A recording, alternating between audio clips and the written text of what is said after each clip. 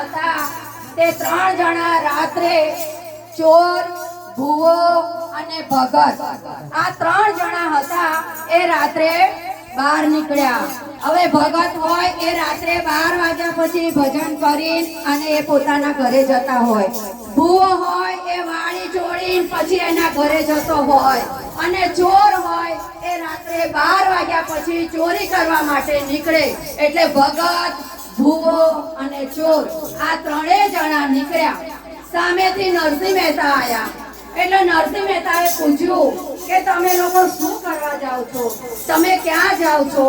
એટલે પેલા લોકોએ કહ્યું કે તમે બોલશો નહીં, અમે તો કે આ બાટલાની અંદર જન પૂર્યો છે અને આ જનને લઈને અમે એના સ્મશાનમાં લઈને દાટવા જઈએ છીએ, એટલે તમે બોલશો નહીં.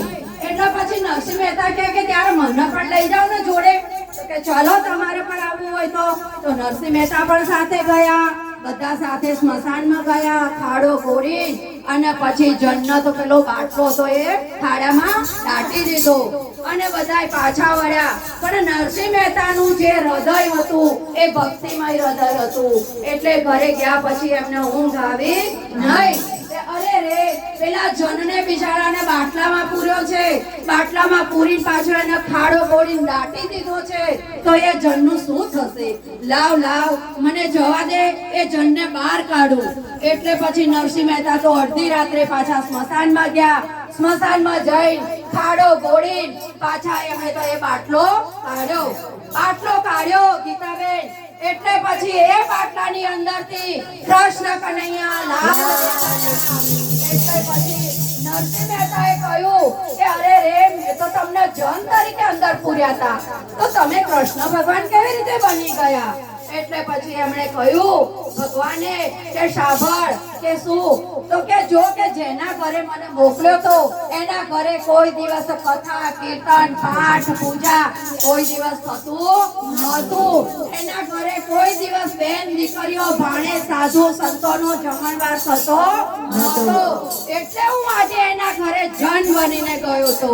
એટલે બહેનો આપણે દરેકે આપણી આવકમાંથી જેટલું બને એટલું ઓછામાં ઓછું કશું ના કરી શકીએ તો ચકલાને જણ નાખીએ, કીડીઓના દર પૂરીએ, એટલું તો ભગવાને આપણને આપ્યું છે.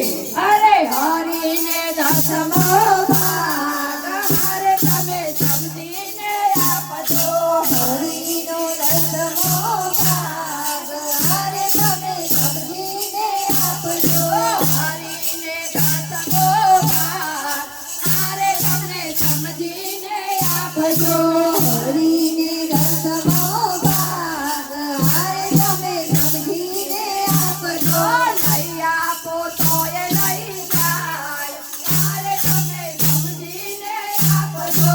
નહીં આપો તોય નહીં જાય, હારે તમે સમજીને આપજો.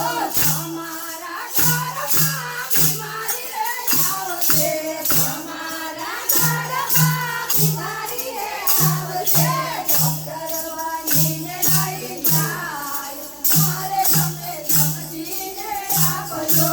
ડોક્ટર બનીને નહીં જાય, હારે તમે સમજીને આપજો.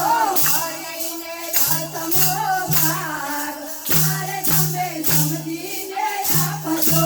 હરીને દસમો ભાગ હારે તમે સમજીને આપજો.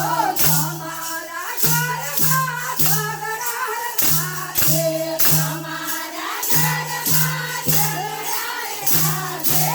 પોલીસ બનીને